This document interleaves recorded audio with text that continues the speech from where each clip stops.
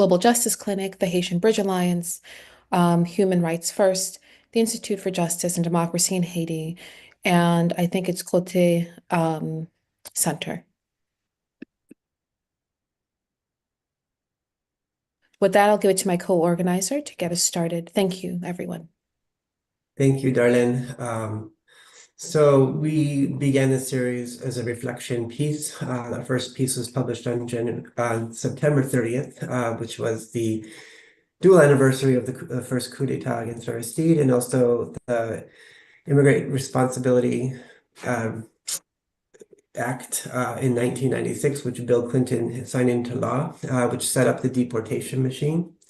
Just really briefly, what can Haitian people and allies, accomplices do to stem the anti-Haitian rhetoric, policy, and violence? So whatever the outcome, the community needed to remain vigilant and prepared. This town hall, we're aiming to allow us to unite our strengths and plan future actions and organizing efforts. Just so from a little bit of context of what got us here, I'm going to share just a couple graphics just to show what we all observed, what we all felt this last election cycle. Mark, I apologize. I sent a chat. Can you tell people about the interpretation? If people want interpretation. Thank you. Merci. Do you want me to speak about it? I'm sorry, we're having technical difficulties with the interpretation. So Nadej Sherban, who we're very appreciative to, is writing summaries in the chat. If you so si vous besoin interprétation créole, malheureusement nous gagnons un problème technique avec ça. So ou pas gagner un petit résumé dans le chat et puis n'a fait travail pour gagner captions avec traduction dans un moment. Si ça passe, mettez ça dans le chat. Merci. OK. Merci.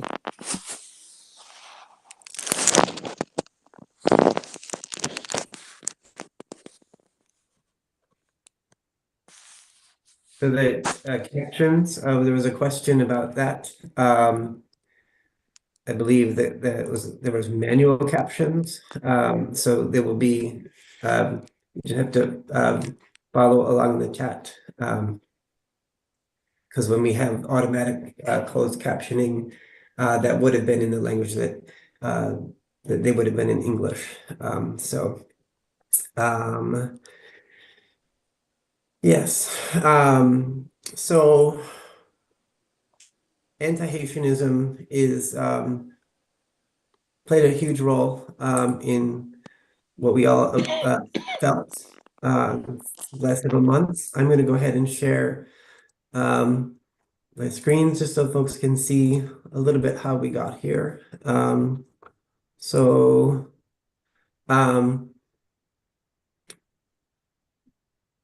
This is when folks can see, this is we're seeing some trends. Of course, polls only tell part of the story and they're imperfect, but they are a measure of some things. This is an aggregate of several different polls. So if you notice, for example, Harris peaks at a certain moment. She peaks around September 11th. The comments that were made that J.D. Vance said about Haitian immigrants in Ohio were made on the 10th. So you can just look at the national just for another context. So if you see again here, Harris peaks on September 18th nationwide. I'm gonna try to do this. And now I can't do this. So Pennsylvania, same story. She peaks at September 19th. So I'm gonna stop the share. But if you look at, if you look nationwide, and in the swing states that made the difference in this last election, JD's comments that were signal boosted by the presidential candidate on that debate stage on September 10th had an immediate impact. scapegoating immigrants is most definitely not a new phenomenon in US politics and politics elsewhere, but it is a sobering impact that we need to be considering.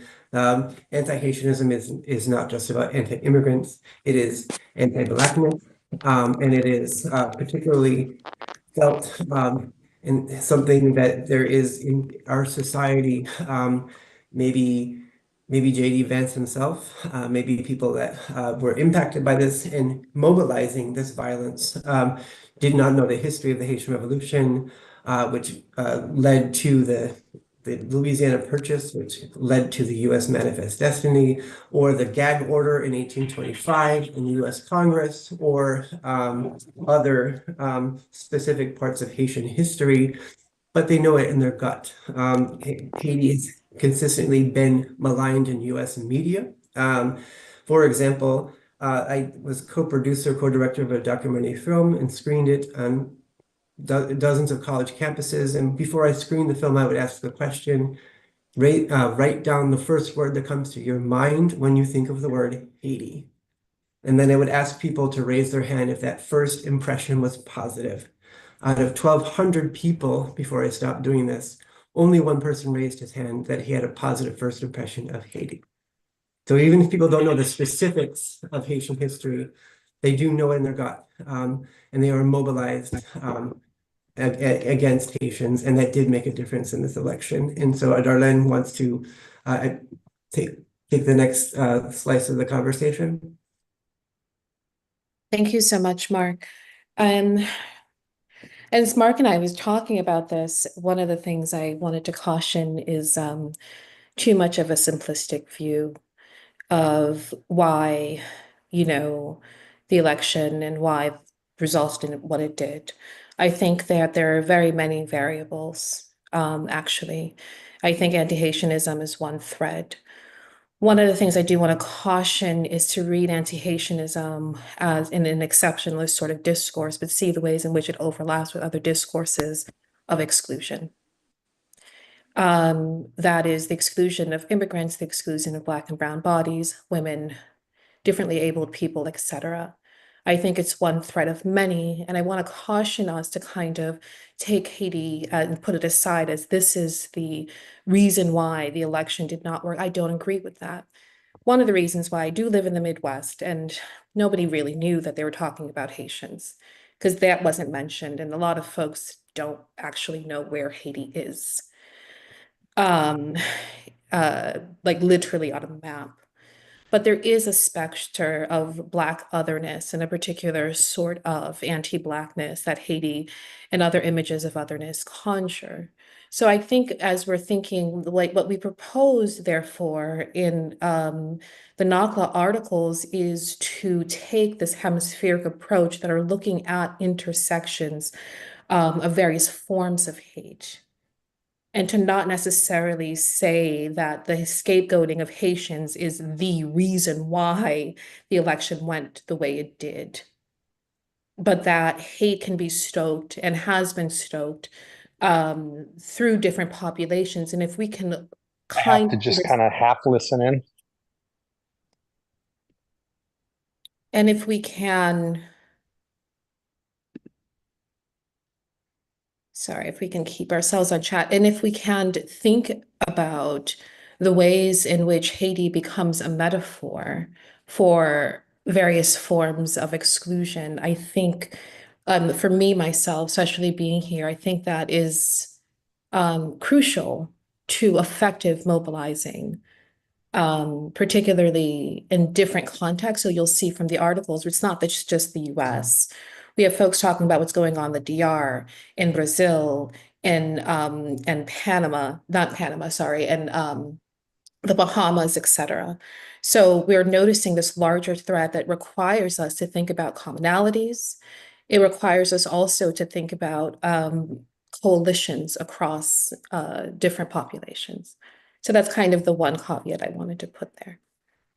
And organizing in terms of a hemispheric approach, certain things become more visible than if we're not just in the mode of Haitian exceptionalism and US exceptionalism, but if we think in terms of anti-Haitianism as a hemispheric phenomenon. Different analyses are possible and different solidarities are possible. And it was with that in mind that we put together the series.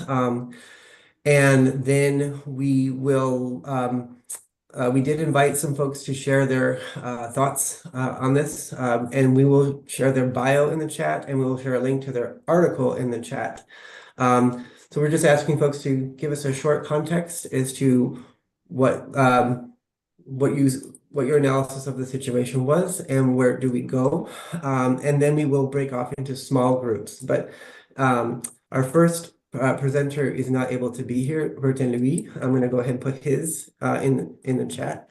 Pierre-Louis wrote a piece about anti-Haitianism, his research in the Bahamas, an article that he co-authored about theorizing anti-Haitianism, riffing on the discussions that are happening in the Dominican Republic, and we call the blacker than black, or the blackest form of black. Next up, we have Obed Lamy. I'm going to throw this link in the chat, and you can read. It's your floor. I'm going to pin you.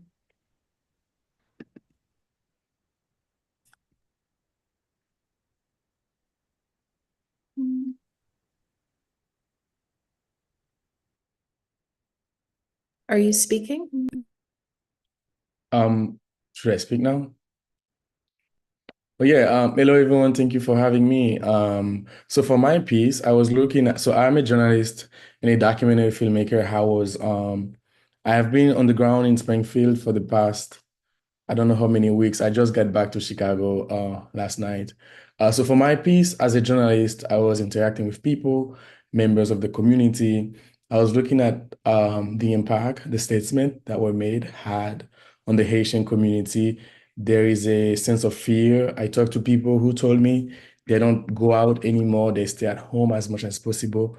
I've also heard those messages coming from leaders, even church leaders, urging people to stay home because they are afraid of violence. I was also being there, I got to interact with also journalists from mainstream media who were interviewing people and doing stories about the Haitian community. One thing I see was happening is how mainstream media kind of presented as stereotypical views of the Haitian migrants in Springfield. There is always the single story of a Haitian man who left Haiti because of economic challenges and came to Springfield, now facing again backlash. While that is true, but the community in Springfield is more diverse. They have different immigration status. Some of them are American citizens. They also got to vote. Some of them have also green cards.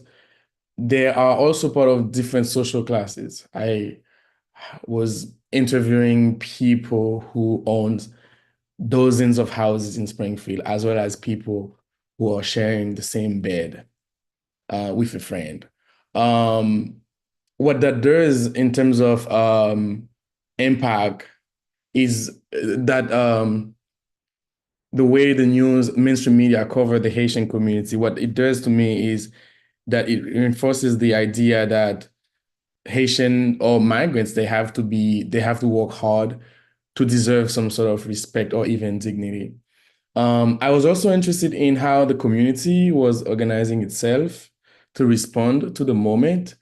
In my piece, I talk about the Haitian Community Alliance, that has been doing a lot of work, both with the Haitian community, but also working with local and city and state officials to come up with different programs to solve some of the challenges the community is facing, especially challenges as it relates to driving. There's a huge driving issue over there. There's been a lot of car accidents, so they are implementing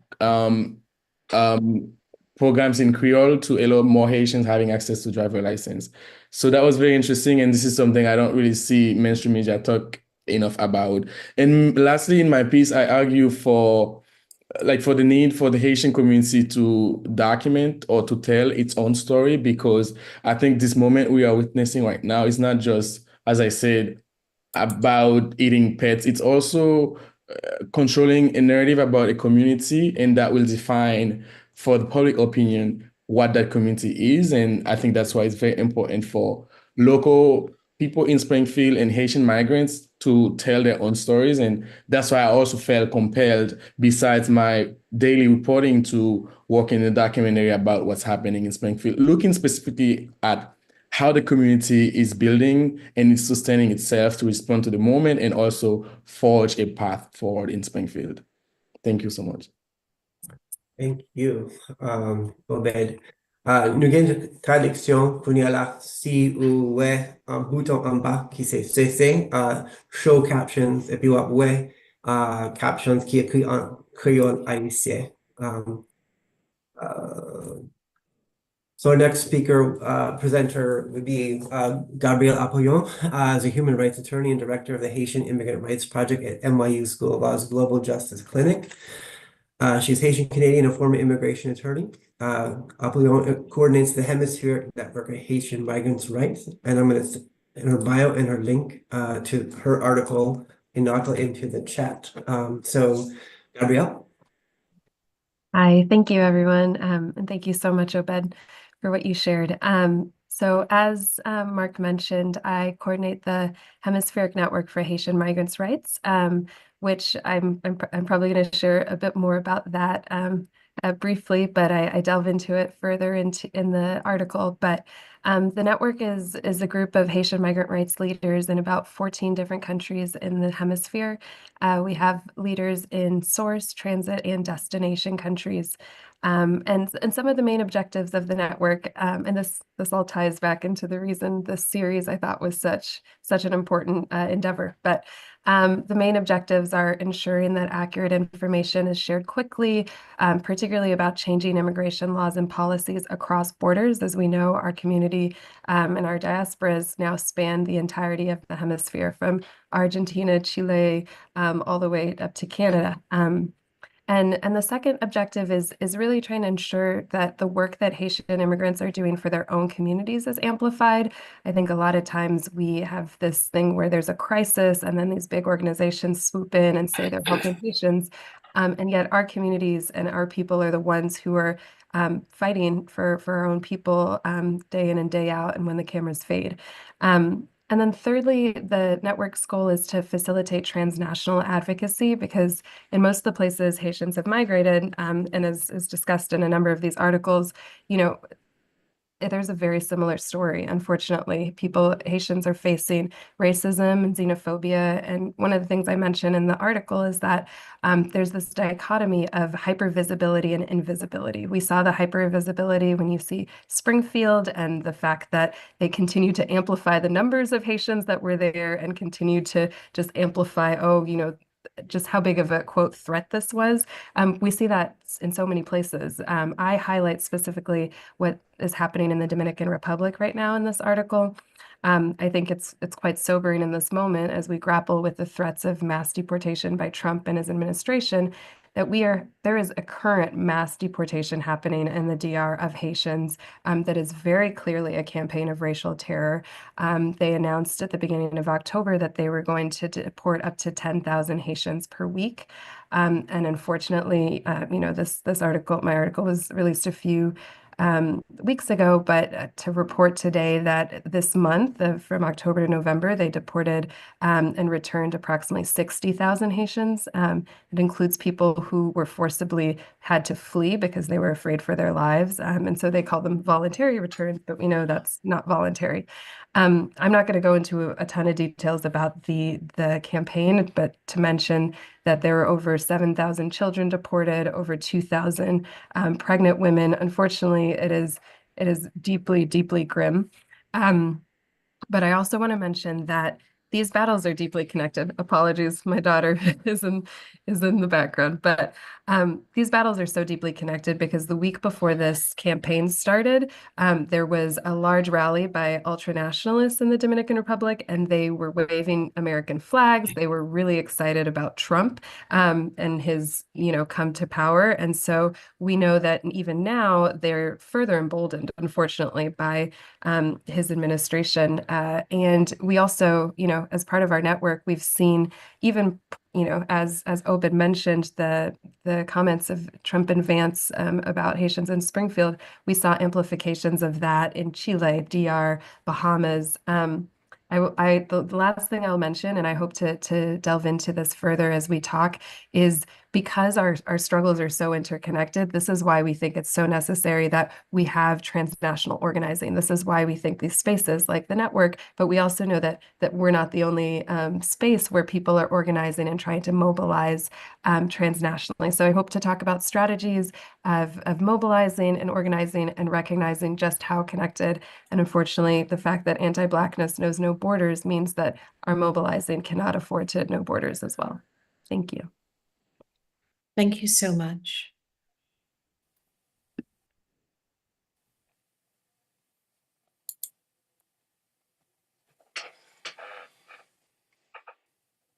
Next up is François Pierre-Louis, and we're going to have the facilitators introduce themselves. I sent his bio and the link to his piece in the chat. Okay. Thank you, Mark. Hello, everyone. Again, I think there was a famous Haitian poet who once said that Haiti is the only country that has a last name. Whenever you read anything about Haiti in the media, they always say the poorest country in the hemisphere. In other words, what we are talking about, anti-Haitianism, it is also supported and many times advertised by the media because they always try to push this issue of poverty in Haiti.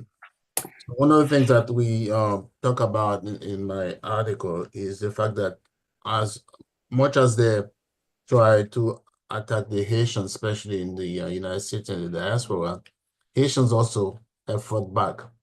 Beginning in the 1980s, with the Haitian refugees coming to the United States, where they were put in jail in Guam, Florida, in Puerto Rico, and Guantanamo, and in Brooklyn. Haitian organizations in the diaspora in New York, Florida, and also progressive forces, primarily the religious sector, progressive organizations came together with the Haitians to protest the incarceration of the Haitians in those jails and push the Reagan administration to release them. Eventually, they were released with a temporary status, and some of them got to become, regulate their papers, and they became citizens and got to stay here. Again, the same thing continued in the 1990s with the AIDS crisis, when Haitians were singled out as the carrier of HIV/AIDS. Even though the scientists, researchers, everyone who worked on this issue said clearly that wasn't true, but the government and the FDA and all the health agencies in here kept on mentioning that. And we all, if you live in that period in Haiti or in the US and in New York, we lived through a period where Haitian Americans, especially young people, were stigmatized. There were a lot of Haitian workers who were unable to work because their employers didn't want to mix with them. Haitians were unable to give donate blood. So basically, they were singled out as a pariah group and anything can happen to them. In fact, a lot of Haitian Americans' children were being aggressed in schools, in different schools. The employers also discriminated against them. Again, Haitians took to the streets, mobilized, blocked the Brooklyn Bridge for a whole day. Wall Street, that's when the Wall Street, a lot of American companies and institutions realized there were so many Haitians in New York City and in the metropolitan area. And then they eventually got the CDC and to repeal that decision and allowed Haitians to donate blood. So in my piece, I said we need another march on Brooklyn Bridge.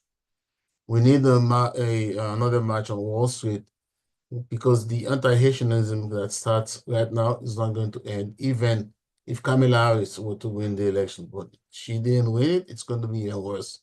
And this is going to be because Haiti and Haitians are the weakest link in the chain. That's why Trump and the Republicans found Haitians to be the easier target to attack. At the same time, I talk about in my article the fact that we have to link the political turmoil that is happening in Haiti right now to the crisis here. We know it's U.S. policy supporting the wrong people in Haiti that is creating all that chaos and turmoil in Haiti, that all, anarchy. So in other words, it's like a double attack to show that Haitians are coming here because they cannot stay at home, they cannot organize their own government, whereas at the same time, it's the U.S. supporting those bad people in Haiti that prevents Haitians from living peacefully at home. So therefore, at those levels, we have to link the demonstrations, the protests, the organizing in the U.S. to having a stable government in Haiti. That's the only way Haitians will stop discriminating and fighting and deporting Haitians, whether it's in the U.S. or other parts of the hemisphere where Haitians are seeking asylum.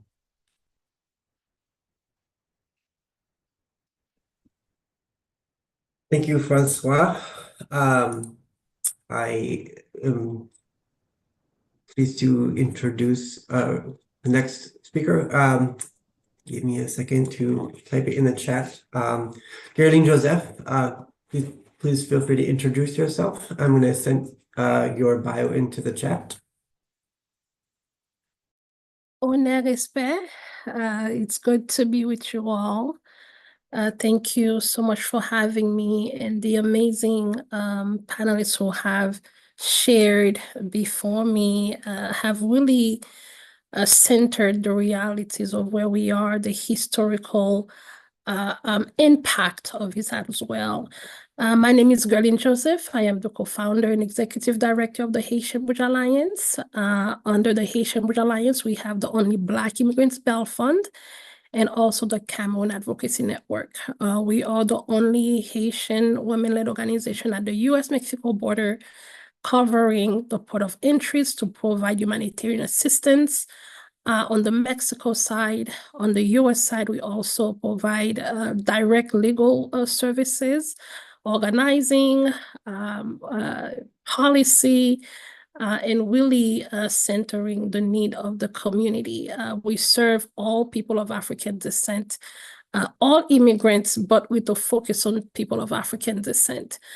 I think for me personally, as we are looking into where we are today and how we are moving forward, people mentioned different issues that we have to deal with, and understanding how the anti-Black racism, the white supremacy itself is at the root of where we are today.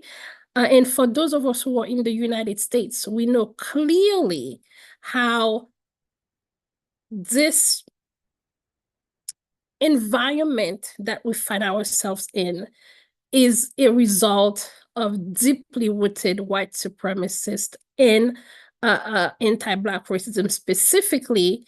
And then when you bring it down to the Haitian community, that's another level of issues. And I always say that in the United States, we do not have an immigration issue. We have an issue with Black and brown immigrants coming into the country. If we remember very clearly, after former President Trump 45 during his campaign in 2015, 2016, he came to the Haitian community and pledged that he was going to be our biggest champion. And soon after he was elected, he turned around and called us S-hole country. And he clearly stated that he did not want people coming from Haiti and other African countries, but he will welcome people from Norway, who happens to be of a lighter complexion and have blue eyes and blonde hair. So that really centered the fact that we do not have an immigration issue. We have an issue against Black and brown people, which brings me to a couple of things I want to address. And we clearly go back to the replacement theory, right? And from the replacement theory, we go to the browning of America. And from the browning of America, we are now dealing with Project 2025, which is literally a through line from one to the next, and the realization of what some people believe that this country and the world should be like. If I were to quickly touch on Project 2025, if you were following about 2 months ago, when they had a briefing, a congressional briefing, and Rep. Kassar, who is a congressman in Texas, addressed one of the members, the board members of Project 2025, and asked them to explain, at least in the middle of the document, where they said that Haiti should have been colonized, enslaved for at least 24, 25 more years. And asking to explain that, what does that mean? And they tried to compare that we would have been better off if we were enslaved longer. We would have been better off if we were occupied and colonized longer. But you could read between the line. It's not just longer. If we were still colonized, it would have been better for the world. So what that brings me to the understanding of is our very existence is a problem for the world. How dare enslaved people stand up against a system that was created to say no more. And Haitian revolution, the Haitian independence itself, is still today unacceptable to the world, to the point where even in a document such as Project 2025, Haiti is included. And the sentiment is we should have still been colonized, or at least colonized and enslaved longer. So really wanted to bring that into our attention to understand where we are and why we are where we are. And my dear brother, Professor Pierre-Louis, mentioned a couple of things as well. And I want to highlight, at least from where I'm coming from, the continued attack on the Haitian American community, on people of Haitian descent in the United States. I'm starting from here. The latest attack in Springfield, Ohio, is not because we are the weakest link, but because we are the strongest. Because they know for a fact, if they can bring us down, if they can destroy our spirit, if they can destroy our courage, if they can destroy our resilience, then every other groups become fair games, because they have to break through the fences, the strong ones, in order for them to get to everyone else. Again, that is coming from me, from what I am understanding, and knowing clearly that if we fall, others will follow. And so one of the actions that the Haitian Bridge Alliance took was to stand against this anti-Black racism, the deeply rooted white supremacy, and the attack on the Haitian community, and file criminal complaints against both Mr. Trump and Mr. Vance, right? Because we needed to not only make sure that the population in Springfield was able to really be represented, but we started getting the same narratives in Charleroi, Pennsylvania, in Long Island, New York, in San Diego, California, where one of our students went to school, and a teacher looked around into him and said, "You know, some people eat pets, right?" to a 9-year-old little boy. So the reality is the continuous stigmatization upon Haitian community is a reflection of what has been happening to Black bodies for centuries. And we wanted to highlight that. So I know also Gabrielle mentioned the deportation machine, and this is nothing new. In the Dominican Republic, 60,000 people being deported. In the United States, under President Biden, over 40,000 people deported. And I want to also clarify for us, right? In 2021, 2022, when we were dealing with what we called the Haitian policy from the Biden administration, the Haitian Bridge Alliance is on the ground. And we were the ones receiving the Ukrainians. And we're the ones receiving the Haitians. While 21,000 Haitians were deported, 25,000 Ukrainians were received. And what we shared was the way we received our Ukrainian siblings seeking safety and protection from the war shouldn't be an exception. It should be the norm. And the fact that they found it necessary to deport pregnant women with babies, newborn babies at the same time, protecting others is clearly unacceptable. So we see the deportation machine as an act of violence upon Haiti itself. Because first of all, we do know that people are fleeing Haiti, people are being forced to move due to a lot of US foreign policies in the core group that continues to destabilize. And now we have people being displaced, people moving into different countries. We are seeing second waves of mass forced displacement from Brazil, from Chile, from other places. And then we see people being returned and further destabilize Haiti as a country through deportation. So there's a lot that we need to unpack, but I can stop here because the reality is the system itself.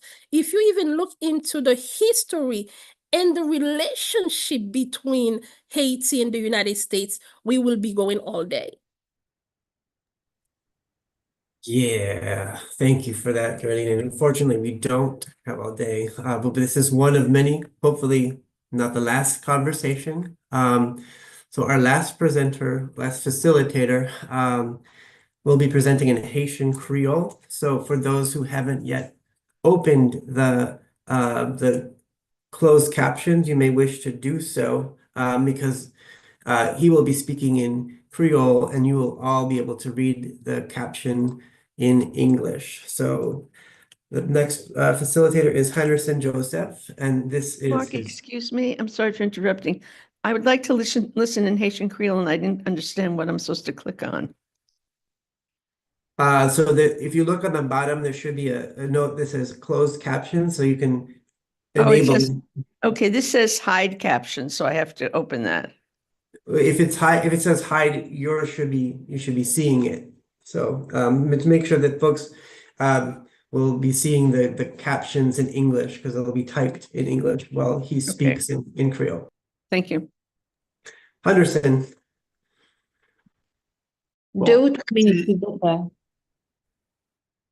Met commencer, Marc Schuller.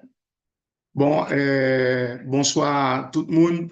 Et takou Jean-Professeur Marc Schuller dit là, moi c'est Handerson Jozef, moi c'est anthropologue, et moi c'est professeur dans l'Université fédérale Rio Grande do Sul. Moi c'est spécialisé sur recherche sur migration et diaspora haïtienne en Amérique du Sud là, et spécialement Brésil avec dans la région la Guyane, la Guyane française, Suriname, etc. Donc, m'a profité et saluer et remercier professeur Marc Schuller avec professeur Darlène et avec tout l'autre monde, avec institution, et pour qu'aucune initiative ça qui n'a mis sur pied là, pour nous mobiliser, pour nous collectivement dans plusieurs pays. C'est ça, moi, t'as relé un combat transnational pour m'ka utiliser une expression typiquement haïtienne. Originalité mouvement ça, li gen pou louè non seulement une collaboration transnationale, mais surtout li gen pou louè pour nous sortir dans focus non à peine non sud là.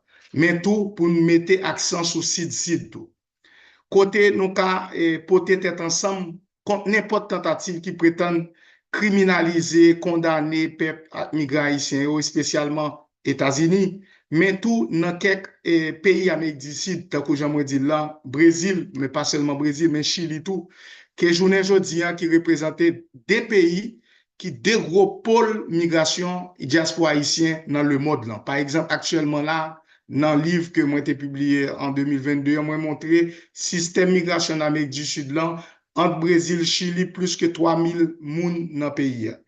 Mais dans 8 dernières années, ça yo, en pile haïtien ont décidé de quitter deux pays ça yo pour plusieurs raisons qui pas pour louer seulement cause économique, mais tout pour racisme, violence que aussi bien dans le pays ça yo. Comme moi pas grand pile temps pour me faire une présentation et plus avec un pile analyse, m'a profité faire référence à quelques données concrètes pour nous réfléchir après ça sur données ça. Depuis fin l'année 2014, journal et Brésil publié quelques nouvelles qui montraient plusieurs violences contre les migrants haïtiens dans le pays. Il y a quelques qui subissent agression morale, psychologique, agression physique tout. Moi, tout 2015 là, il y a un gros acte est passé dans la ville Sao Paulo, que d'habitude on a parlé du Brésil. Côté 6 haïtiens, te chita devant l'église qui relève mission passe, mission paix. C'est une l'église qui est responsable pour pastoral migration, pour droits migrants au Brésil. 3 Brésiliens passés dans une machine, ils ont dit en portugais, et Haïtiens viennent voler job nous pas bon ici. Ils aura les armes et puis ils tiré sous 6 Haïtiens ça yo.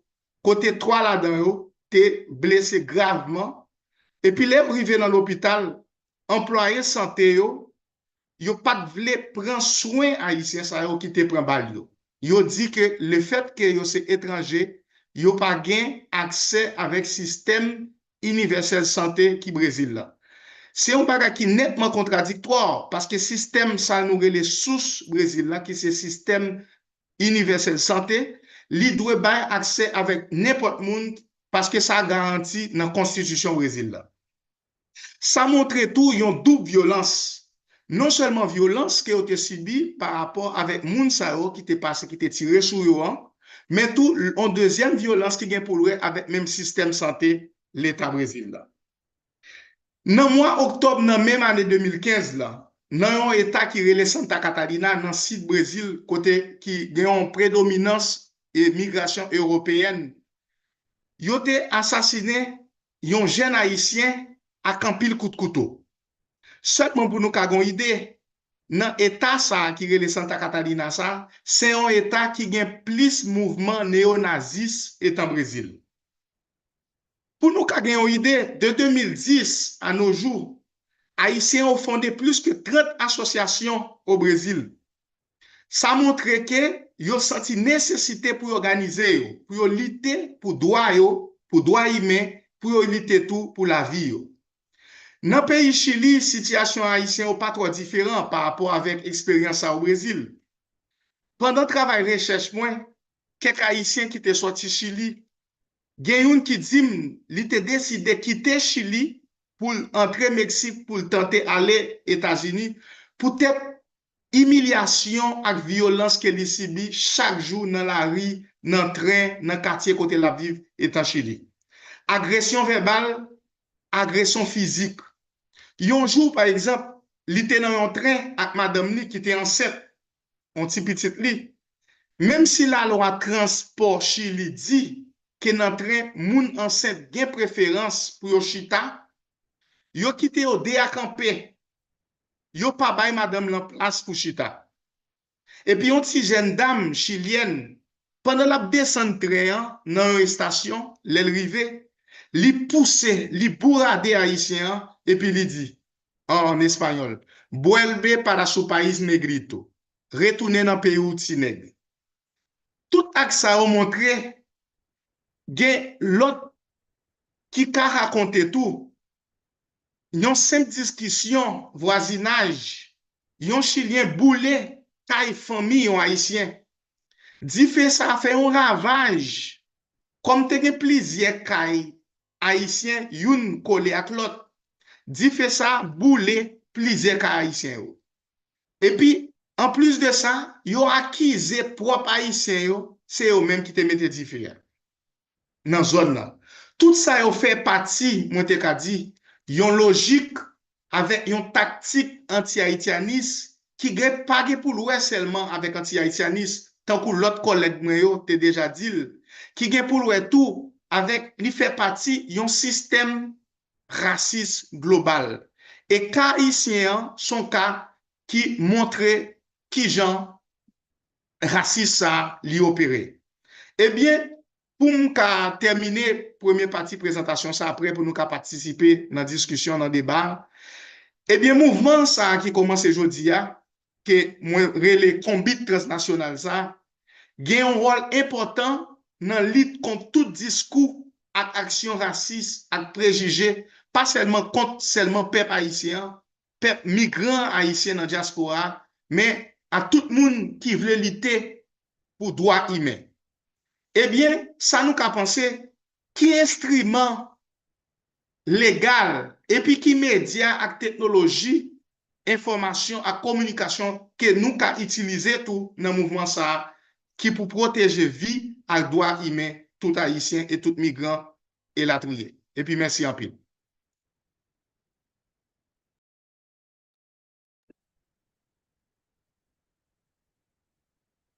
Thank you, everyone. Merci un peu tout le monde. We're going to divide into our discussion groups. This will allow those of us who want to contribute, because this space is too large to kind of raise hands and share in the chat. It becomes overwhelming. However, the groups themselves will allow us to share with one another. We'll have 7 groups or 8 groups. Which is it, Mark? 7 groups. You will be auto-assigned.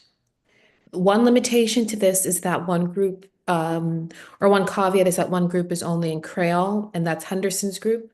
If you arrive in this group and you have an issue with language, then you can go to another group. But we do ask that you stay in the group where you are so that we can get a robust conversation in these 30 to 40 minutes. So, Julio, you can launch the groups. Julio. Okay, yes. Okay, so the first room is a Creole only. If you're in the Creole only and you don't want to be there, raise your hand or something, and we can move you around.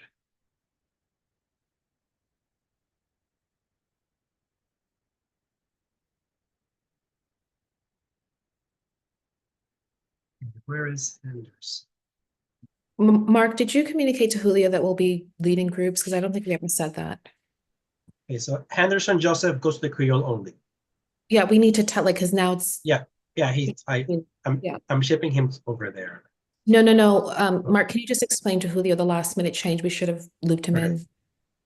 Yeah, so the 2 of us, Darlène and myself, are facilitating rooms as well. Okay. So to facilitate the conversation, we've also created Google Docs so people can take notes. I'm going to put these links in the chat.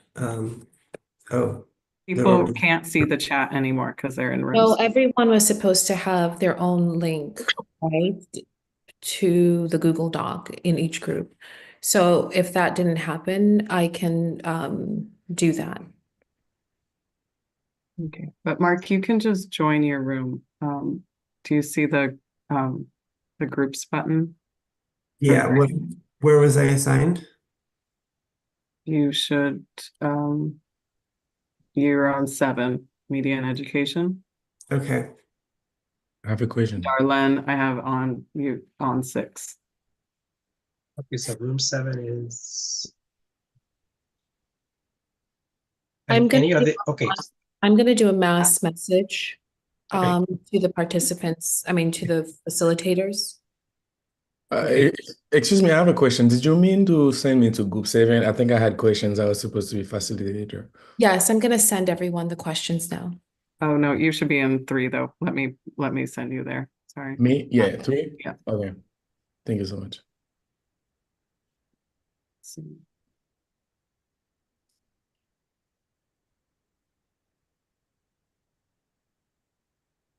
So Irene, if you wouldn't mind bopping into the rooms just to remind people of the Google Docs that they can use. Are you saying Irene or Darlene? Darlene? Yeah, because guess- I'm sorry, I'm actively trying to figure out how to move Obed. I'm sorry. So I'll do that, Okay. Mark. I'm doing that now. I'm just doing it. Obed goes to which room? 3. In Brooklyn. Off he goes. And I'll go to 7. I'm just doing it through broadcast, Mark, so everyone will get it in their room. Are other folks here because you need to go to an English breakout room? Yes. Hi, I can go to a Creole speaking room. I speak both languages. All right, I thank you. can go to Creole too. I can go to English. Not going to be able to remember or attach those comments to your names. I'm sorry. Okay, Anna, English or Creole? Either one works. Okay. Christy Lindor. Either one works. Thank you. Dominique. Creole preferred, please. Miriam.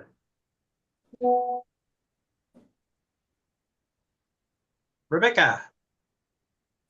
Either English or Creole. I'm going to put you in the smallest room. Okay. That gives you Irene. Okay.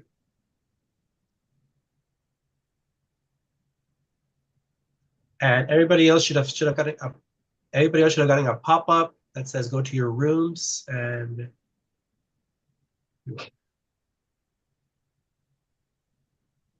Okay. If we do want people to have access to their Google Docs, someone is going to need to jump in and drop them in. I'm happy to do that. No, you need to moderate. I will do it now. Okay. Thank you.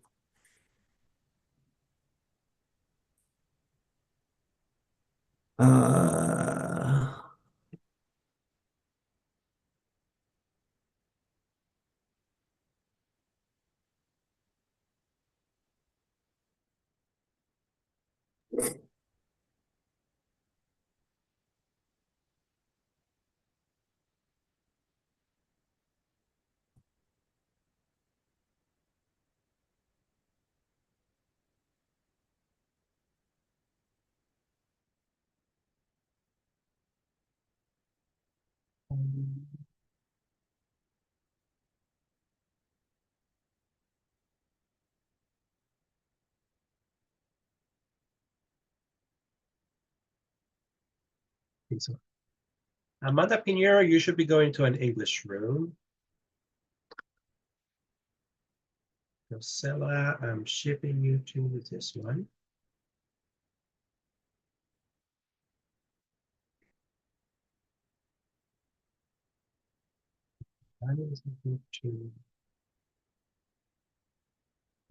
Pinheiro, this is being shipped to Karim.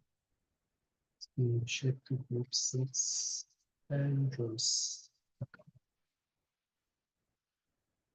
Off to room 3. Okay.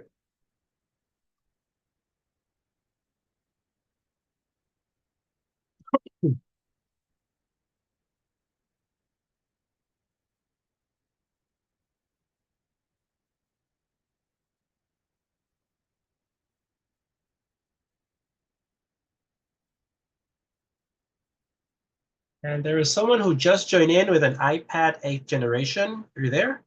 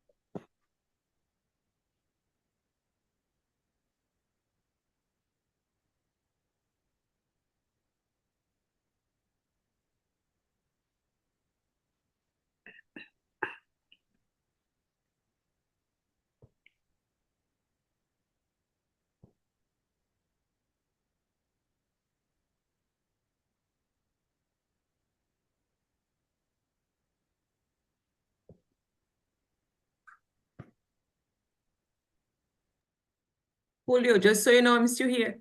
Yeah. Okay, Did you good. click? Yeah, Just checking it. yeah. I sent you to room number 2. I don't have any link or anything to go there. No pop-ups? Uh-uh. How about now?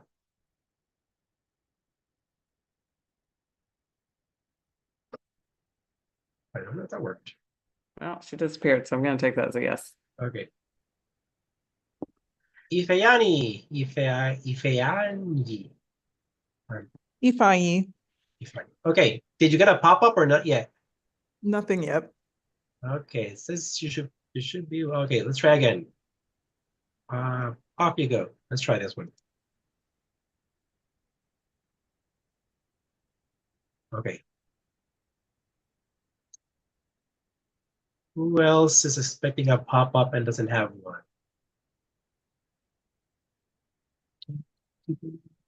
Can I go back to my room again? I'm sorry, I was in another meeting. I had to pop out for a minute. Okay, Marie. Yes. Do you remember your number? No, I didn't even look. Sorry. Oh, whoops. I was in the same room as Evelyn Laurent. Let's see if we can find that. Thank you. I had to go to an alumni meeting. They're important for my career since I'm unemployed. So, and my phone. Okay.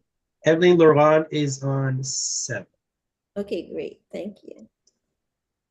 Off you go.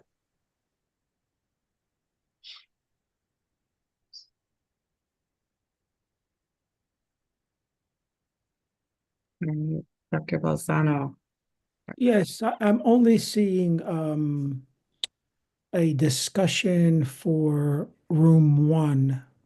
Questions there. Okay, so were you assigned to a room and you're looking for the right document for it, or you're still looking for a room? I'm still looking for a room. Okay, I'm gonna send you to group number 2, which is the smallest one. Thank you. Okay. Okay, that worked. Okay.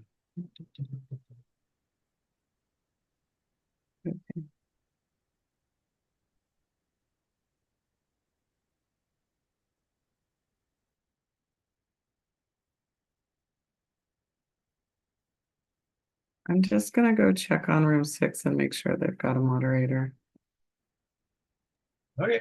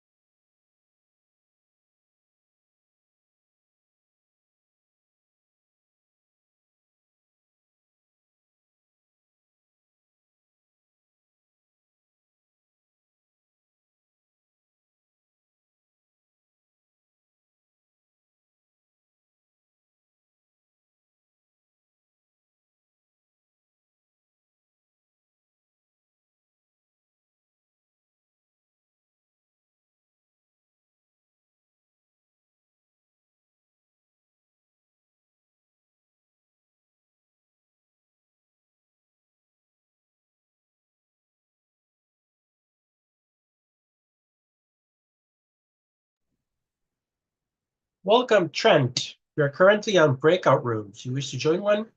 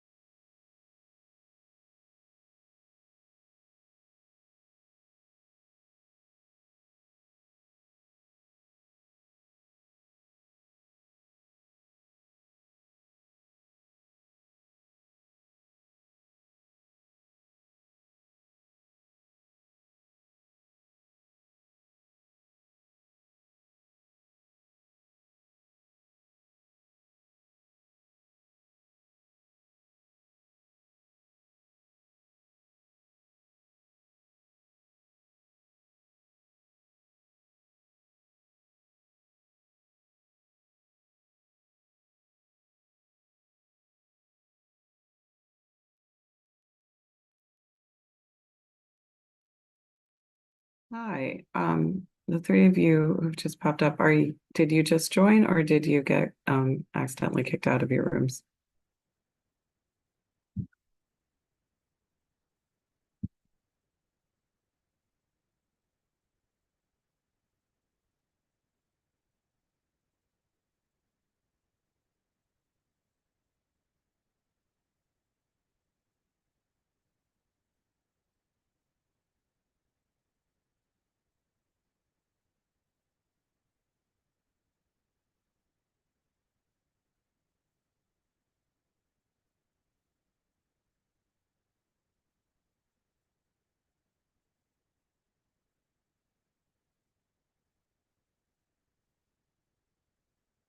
Hi, just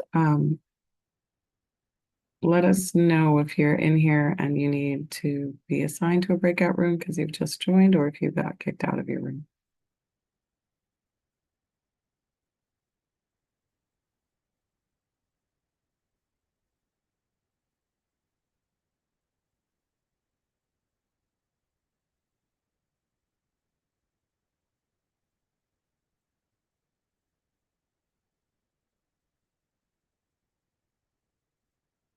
François, Charles, est-ce que vous avez un problème avec breakout room ou bien ou juste fin nous connaître?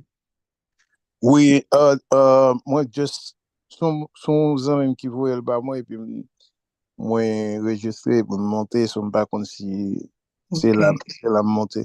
Oui, c'est là, mais nous juste fini avec toute présentation et puis moun nan petit groupe pour parler sur qui ça yo café, ka mette ou nan yon groupe kounya, ok? Ou préférez? Ok. Ok.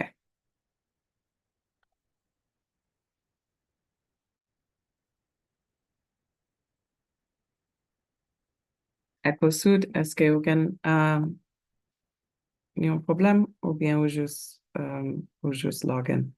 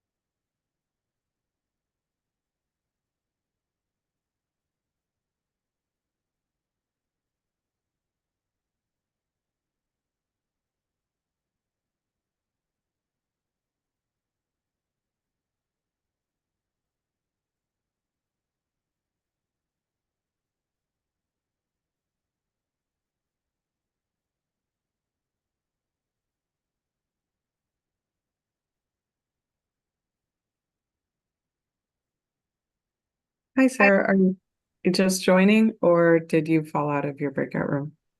Because I just finished my class. Okay, great. So we have sent everyone out to breakout rooms to discuss ideas. So we can assign you to one now. Still in my classroom. I just joined after. Yeah, no problem. Excuse me. Two. Okay, I'm gonna send you to room 2. Okay.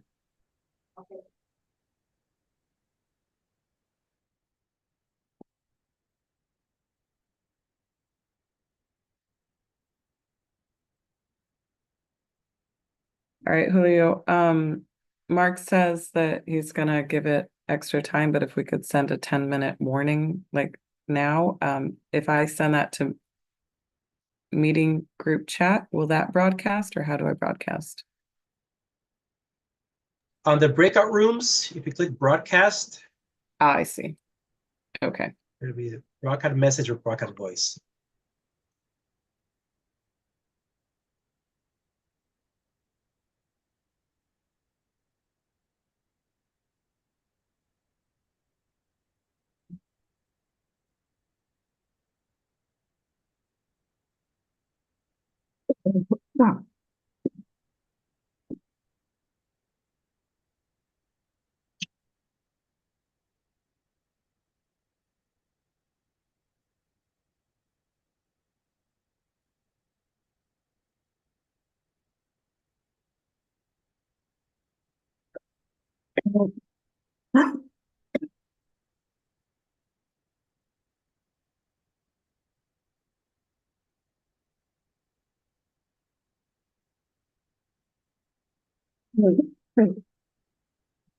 Okay, so at 8:30 we'll call, or 5:30, we'll call folks back.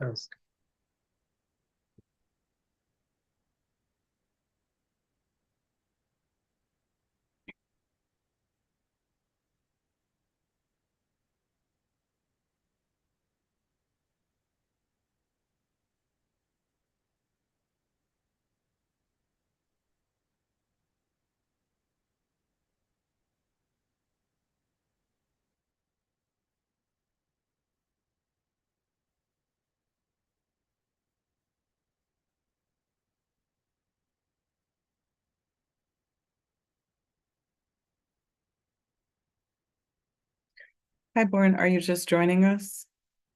Or did you have a problem with your breakout room? I am just joining. I'm a little bit late, so I'm sorry. No problem. We finished the group presentations and people are in breakout rooms discussing what we could do. So I'm gonna go ahead and assign you to one, okay? Okay, thank you. All right.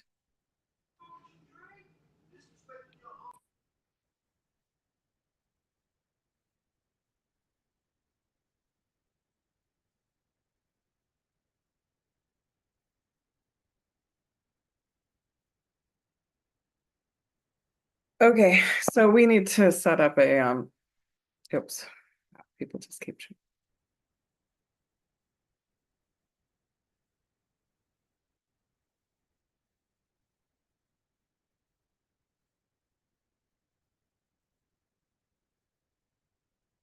Hi, Gabrielle. Are you just joining us or did you fall out of your breakout room?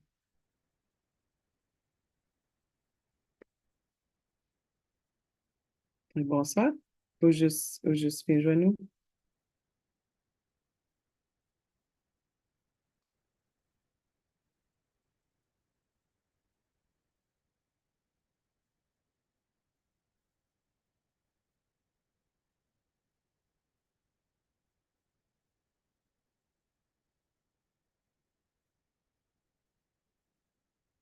Okay, Gabrielle, if you want us to assign you to a group that's having a discussion, we can do that. Just let me know.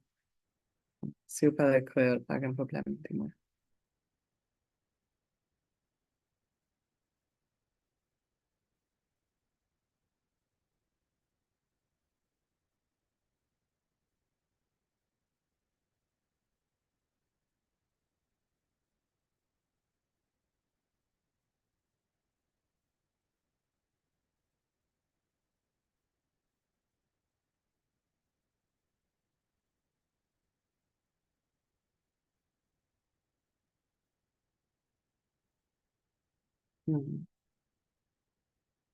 Hello. Magali, ukamete ubak non-breakout room? Yes. Okay, Talia. Yeah, merci. Okay. They avec Obed. Oui, est-ce que oui yon message sur screen qui dit like join breakout room? No, I just see the. Oh yes. Okay. Okay. Click this. Thank you.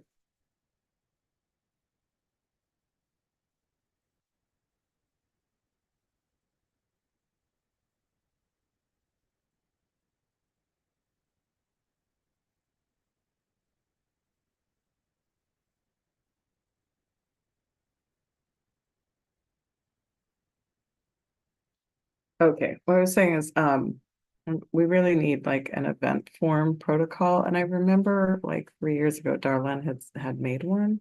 We had a big checklist from back that we did back when Mark was here. Yeah. A checklist of every single question that needed to be answered.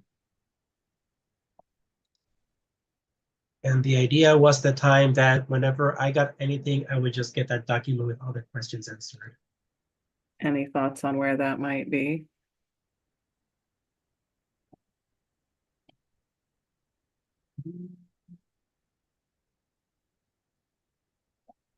Okay. Monthly events checklist.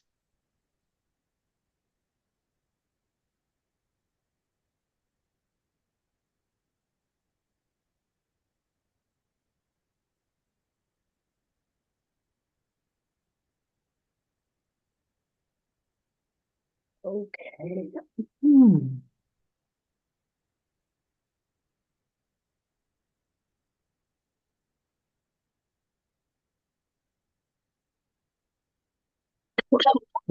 There's a Mark Schuller version and a Haitian Studies version, which I think they're the same. Hi, Susie. Did you get bounced out of your room?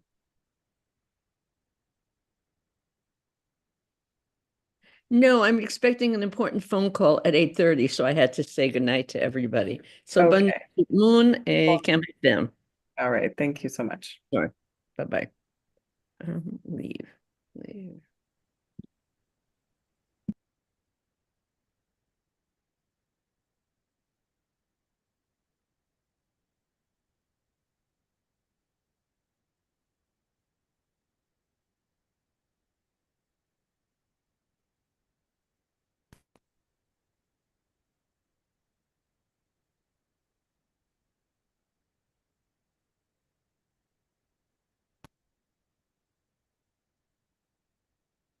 Okay, I only see the ones owned by Mark, not one that's owned by Okay. Haitian Studies. Are they different dates? They're like a couple of days apart. Let me see where this was logging. I'm happy to use Mark, start with the Mark one, but Yeah, I use that one. I think that one's dated later. So okay.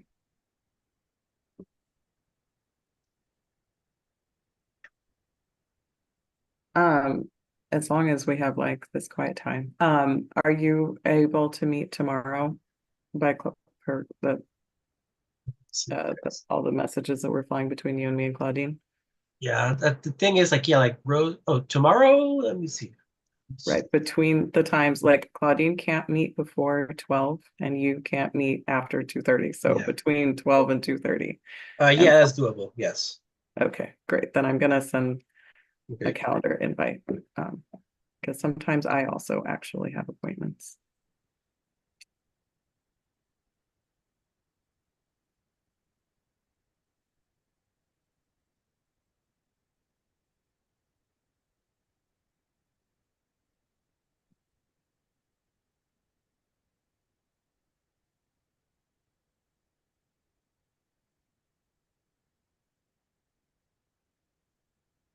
It's been a very ugly last 2 weeks and a half.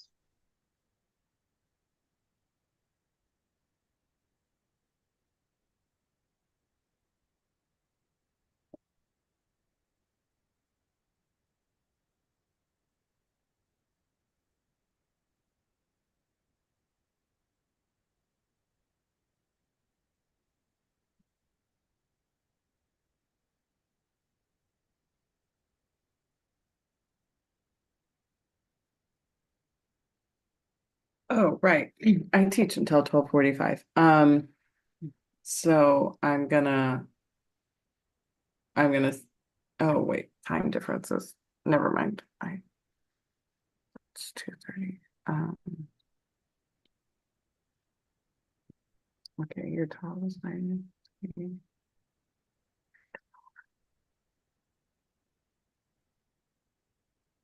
Okay, I'm gonna do it for 1 to 2 then, if that works for you. Yes, that worked. Okay, great.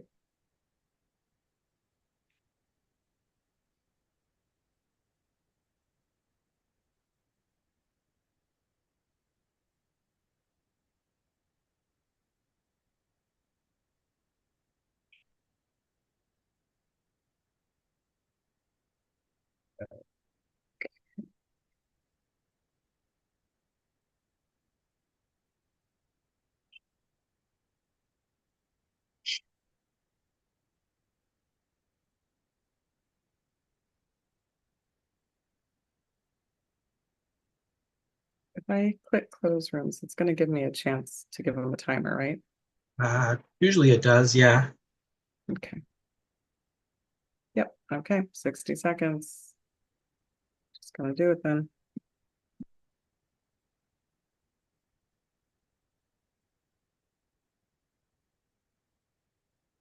Hi. Oh, Hey. I was like, how late are we? Is everyone gone?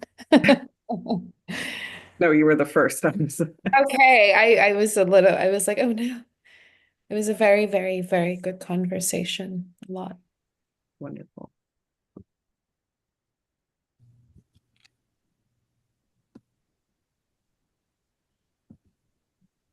We're such a good group. We were the first ones back. I hate pressing the close button because I can feel the pull.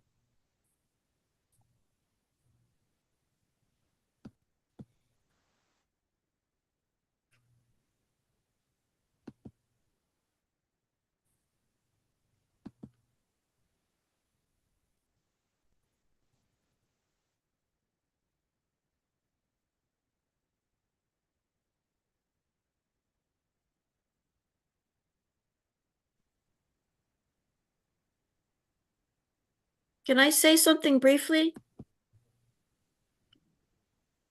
Can I say something briefly? You're in the large meeting now with the 100. I just want to tell you that I have a daughter who's a cop in Chicago, and she would no more help with deporting immigrants than she would to gnaw her arm off. So if that gives you the teeniest bit of scintilla of hope, she's not the only one. And brave people are called to be brave in spaces that we're not expecting. And I think it's important to remember not to make assumptions about people's perspectives. So we are at 107 strong now, 107. We are 117 people now. And the idea was to just check back in about any concrete ideas for solutions or next steps or any suggestions for resources to be developed. There were 7 breakout rooms. Do we want to just one by one share those out?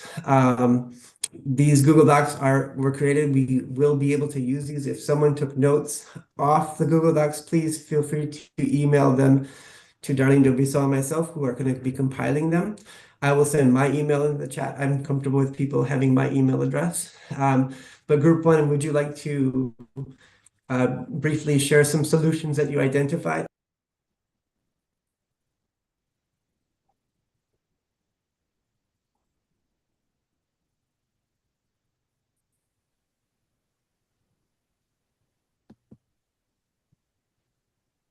Oh, that was the Creole. Handerson, est-ce que par un petit résumé de deux, trois solutions qui nous t'est touché dans la discussion, nous t'est fait?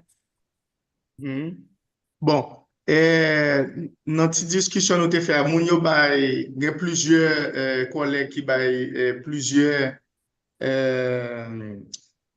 propositions. Donc, je ne vais pas citer toutes là dans le moment ça kounya, mais moi t'ai qu'à citer quelques là-dedans haut, et que yo dit que pour nous qu'à continuer information médiatique yo, continuer publier article par exemple vous-même pour déjà prendre initiative ça dans blog là avec Darlène et puis non seulement pour article ça yo et pour pas seulement un langage académique mais pour une façon pour arriver dans tout coin côté qui est haïtien côté qui est l'autre monde qui pas forcément haïtien mais qui est intéressé dans lutte ça et puis il y a une bagaille yo dit tout est-ce qu'il possibilité gain pour nous créer réseau social par exemple de mouvements que nous mettons sous pied là même là il y a quelques institutions qui déjà des réseaux sociaux comme WhatsApp TikTok Facebook Instagram mais mouvement ça est-ce que nous faisons des réseaux sociaux propre groupe ça pour nous diffuser et publier et bagaille ça que nous faire d'accord son façon tout pour nous joindre river sous jeune tout d'accord parce que journée jeudi nous connaît jeune yo plus utiliser réseaux sociaux et puis il y a l'autre bagaille tout qui est très très important qui ont été touché c'est bon ça c'est l'idée dans la prochaine discussion est-ce que nous t'es groupe ça que nous formé là est-ce que nous t'es gagner par exemple, il y a une régularité, par exemple, pour faire discussion une fois par mois, on les comme ça pour que mouvement ça continue pour moun yo ka toujours senti yo et gain force dans yon ak l'autre, d'accord? Eh bien, est-ce que yon proposition, est-ce que nous ka kembe et rassembler ça plus et plus souvent? Bon, nous ka penser un calendrier, etc., etc. Et puis, yon l'autre bagay tout que yo te parlé. Bon, ça sont plus un exemple. Ça, là, nous avons parlé long, comme par exemple, le temps qu'on y a pour nous dire tout bagaille. Il y a quelques petits bagailles qui sont pour la dynamique qui genre pour nous conduire et débat. Par exemple, nous avons fait une seule question et nous n'avons pas besoin de faire un pile question à partir de questions ça et puis nous avons fait débat. D'accord? Et puis tout, il y a des propositions pour nous faire une liste organisation, une liste association qui travaille avec perspective ça que nous-mêmes nous intéressons, surtout tout monde qui est avocat, qui travaille dans le domaine juridique, pour que et j'arrête dans le domaine légal là tout.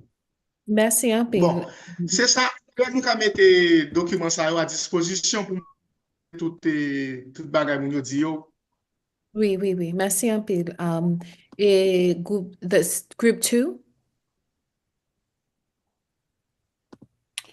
Okay, so that's us. Oh no, I think it's our group. I think Pooja, you'll be sharing first. Oh yes. So I'm gonna hello everybody. First of all, thank you to the organizers. This is amazing. I'm really grateful to be connected to you all. And I think that in our breakout group, one of the big emphases was that we need to be connecting. We need to be forging alliances, sometimes with unexpected allies. Ninaj Raoul gave the example of how in the first Trump administration, a lot of immigrant rights groups were working anticipating the end of TPS for their specific immigrant nationality group. And it was only when they came together that they were really able to achieve things for the collectivity. Others in our group talked about, forging transnational alliances, transnational combit. And there were examples of, certainly one in our group, a filmmaker, talked about, transnational networks in terms of sourcing art, and film in particular. And he emphasized that, although there is a lot of attention right now on stereotypes of Haiti, one unexpected result has been that his students are much more interested in learning real things about Haiti and much more open to real experiences and reality. So he advised that, we try to be on the lookout for those openings. There was also in terms of finding and working with unlikely allies, there was some talk about looking for, kind of unsung allies. In Springfield, for instance, the mass media or the mainstream media didn't pay very much attention to the efforts of longtime Springfield residents to welcome newcomers. And, I think that we thought that could make a big difference. There was talk of, what if, for instance, local communities, what if there were National Haitian Appreciation Days that would highlight the contributions that Haitians have made, not just to the founding of the United States and not just, in terms of human rights, but also, currently on a day-to-day basis. Thank you so Gabrielle, much. were there other things that I missed? I would just like to highlight, sorry, Darlene, real quick. I think Ninaj also mentioned the importance of cross class solidarities and cross-national solidarities as well. And thank you all again. Thank you. Group 3, if we can keep it maybe to 1 or 2 minutes as we've gone over time, which is a good sign, but I want to be respectful of other people's time. Group 3.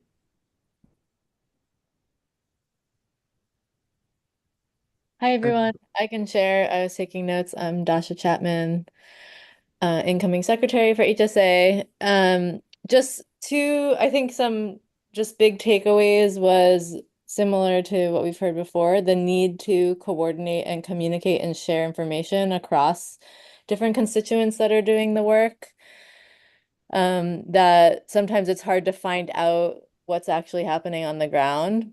And this has long been written about and talked about in grassroots organizing and NGO work. The importance of story sharing and humanizing information was brought up from a kind of layperson's perspective. So getting out of our academic circles if we are in the ivory tower. But also that April made an amazing point around the stories can't just stop at the story, that we need to work from our own spheres of influence and circles of power, from our own positionalities. So if we're involved in white churches who have long benefited and been very deeply entrenched in Haiti, April noted the resounding silence of these white church organizations in the face of this new flare-up of anti-Haitianism. So if folks are involved in organizations connected to or within white churches, to have these conversations and start to do work from where we are. And this could just be translated across our different spheres of influence, as we say. Excellent. Thank you so much, Group 4.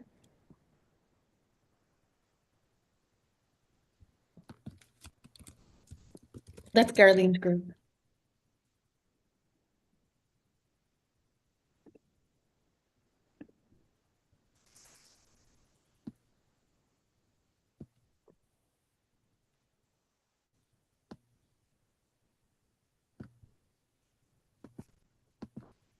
I'm not sure if Darlene's still here with Lily us. had to leave. She had to leave. Someone else in the group maybe want to just share 2, 3 solutions that y'all came up with, or questions of resources that we need to identify.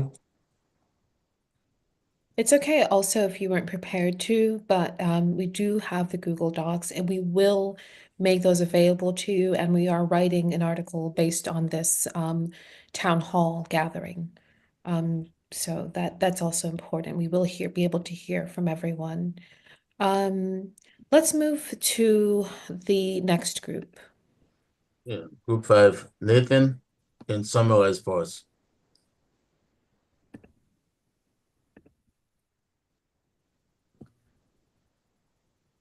Go ahead, Nathan.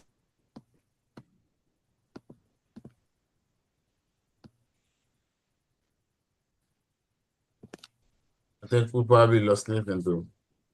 But basically, at every point, we have to stay informed electronically. In fact, one participant suggested that we have a informed electronic library where we can bring a lot of information together and people can rapidly activate it and access that. We have to do grassroots organizing at the local level. We know that we're going to lose, Haitians are going to lose their TPS. The Biden humanitarian program is going to go away. A lot of people probably have minor offenses. The government will use that to expel them. We talk about also creating alliances with churches, local networks, immigration groups that are already around, lawyers groups, and also reach out to the Haitian American professionals.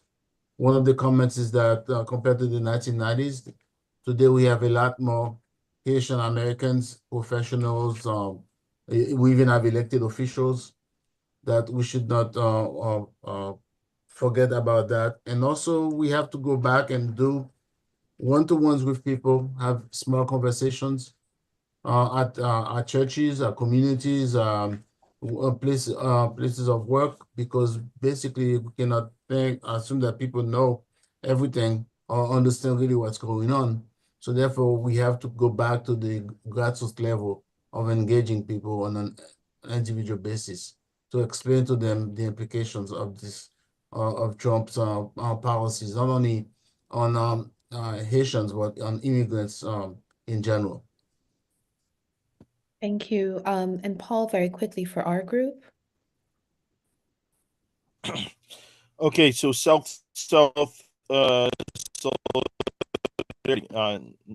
and this will be a summary. We're not hitting everything that was said, but we're just going to focus on a few things. First of all, how can we succeed? We have to identify the specific threats. So, TPS and the Biden Pro program will be targeted. Although, to be perfectly honest, TPS, it's a little more firmly rooted, and they tried to get rid of that under the first Trump administration, and we were able to fight back on that. But that is going to be a major fight. But we do have to take Donald Trump's threat at his word, and they may not distinguish based on immigration status, particularly entire families may be rounded up, including mixed status families,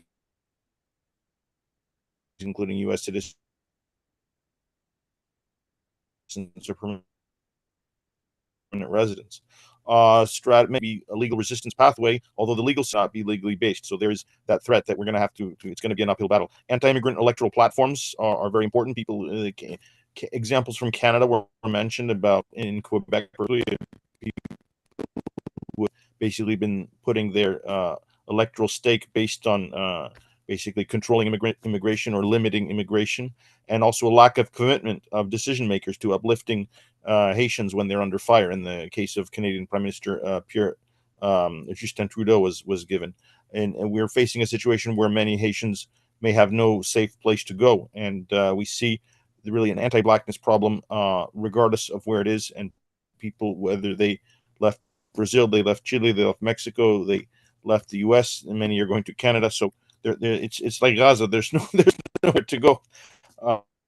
It's a very, very difficult situation for our communities. So also a lot of the anti-immigrant rhetoric about we don't belong, about Haitians are taking up space, and the implication is that that space is not ours.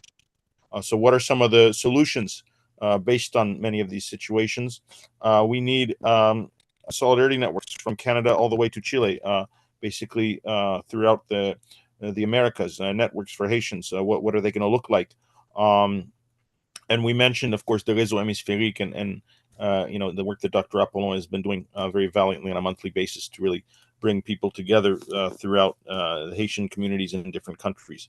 We mentioned also some of the tools that may be in place, for example, using state legislatures to really fight for local law enforcement to not cooperate with ICE. Although, again, that's an uphill battle. And we mentioned the 287G agreements that already existed between some of the very right-wing states and local law enforcement. And now the federal government will probably pick up on that and weaponize that.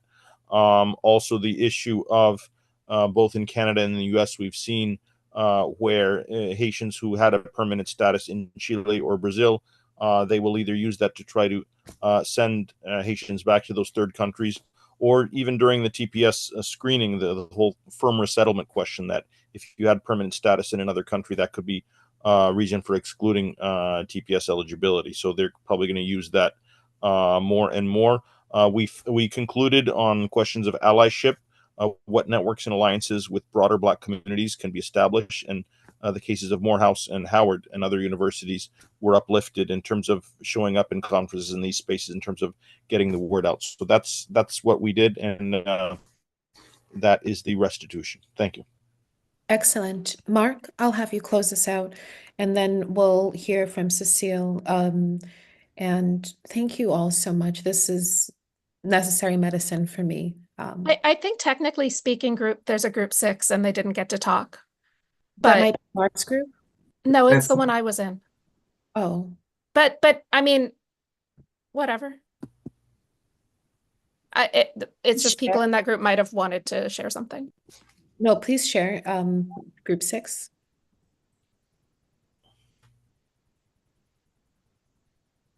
Laura, do you- Joelle? Oh, okay. Sorry. Let me. Okay. Here. Hello, everyone. We discussed a number of things, especially the importance for non-Haitian people to act in solidarity so that the burden does not fall only and systematically onto the shoulders of minoritized groups.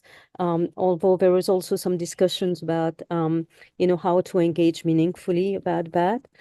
Some suggestions were to attend demonstrations, be present, write to the newspapers, connecting to rapid response units when ICE, when it is known that ICE is going to target some very specific places. So that entails information, protection, information about places to avoid, keeping on top of what's really going on in Haiti and not just mainstream media. Keep in mind the ACLU. Continue to write affidavits for asylum requests, disseminate information in connection with other activist groups about TPS and other, other fragile statuses. There is also a question about what is going to happen to the bills about the importation of guns to Haiti from the US. And I know that in Minnesota, we have had very little success in convincing our representatives to sign on the bill. Only 2 of them have done so, but we keep on working on that, but I don't know if that's going to be dead in the water. There are suggestions for Haitians to always have a lawyer's number, have IDs, papers, anything that can prevent, deportation. And there are many other small and large suggestions, but those were, in a nutshell, what we discussed. Laura and other people in the group maybe have some, I hope I reported okay. I think you did good. Excellent. Thank you so much. I'm just going to add a couple from my group. So resources that we would like to develop, a Haitian Creole asylum application. If any one of you in this room now has a copy of the asylum application in Haitian Creole, please I email do. me. Thank you. Please email. It's not a very good translation, but I can send it to you. It's by Catholic Charities. Wonderful. And I know your rights training. There's like trainers in Haitian Creole. What happens if you're deported? What happens if what your rights are? If someone knocks on your door, what your rights are in protest. This might be something to activate. Phone interpretation was also mentioned. Legislation for sanctuary cities and counties. Signal boosting what other folks said about local organizing is going to be key now in the next 4 years. So if anyone has sample legislation about your jurisdiction becoming a sanctuary city or a county, please share that out. We will share that back with everybody. And then also hold people accountable. So police departments and police chiefs, know what that means to not collaborate with ICE. For example, we talked about 2 ways of communicating moving forward. So we could create a WhatsApp group. We can create some sort of an email listserv. Once we sort out the logistics, Haitian Studies Association will send this back out to people that registered and have an opt-in system so that we can communicate with another and do a next steps. So I wanted to thank everyone for coming today. Also, I thank Darlène, thank HSA for the initiative, and thank you all for showing up. I feel more energized now than I did 90 minutes ago, and that's because of the energy that you all brought to this. And I think we are, to repeat what François was saying, folks have been targeted before, and the community has withstood and has resisted. And I think that's part of why Haitian folks are targeted, is because of the model of resilience and resistance to racial capitalism and enslavement and anti-Blackness. So I do want, as Darlène was saying, to offer the opportunity for Cecile to close this out as the president of the Haitian Studies Association. So Cecile, thank you for your leadership, and the floor is yours. Bonsoir tout le monde. Hello everyone. I just wanted to thank you for your presence, but I also wanted to make an ask that I've been shamefully or shamelessly putting in the chat. While we encourage people, we appreciate your presence. We do know that it takes a lot of efforts. All of us are volunteer. If you could donate, as we say in Creole, by petit pas di chiche, any little bit helps, because we have to pay the interpreter to use the Zoom. There's a lot of cost that goes into these programs. We want to keep making them happen, but we ask if you can donate and also share within your network. We know it's gonna be Giving Tuesday, no, Giving Monday, no, Giving Tuesday, giving something. Anytime you give, we'll take it. But I just wanted to say it's been a long day for me. I just wanted to say thank you, merci en pile, and to Darlène and Mark especially, and behind the scene we have the interpreters. We also have Irene and Julio. There's a lot, and Laura and Dasha. There's a lot that happens to make this event, even if it's online. So support us financially. Also become an HSA member. Thank you. Merci en pile. Bonne nuit. Thank you, everyone. Thank you for your patience. More from us soon. We will send out the NACLA article. It should be up next week, so we'll send this to you. And